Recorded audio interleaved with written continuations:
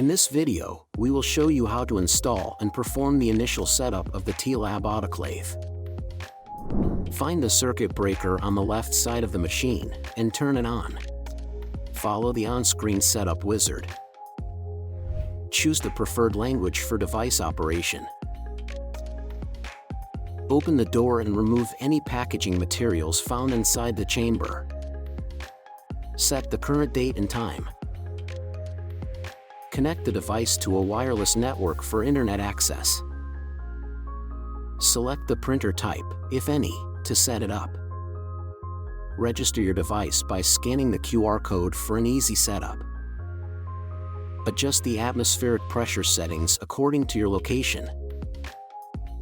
Upon completing the setup steps, you'll arrive at the main screen.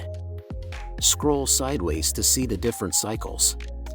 The display keeps you informed with real-time data, including chamber temperature, door status, water level in the autoclave chamber, countdown to sterilization completion, and autoclave status.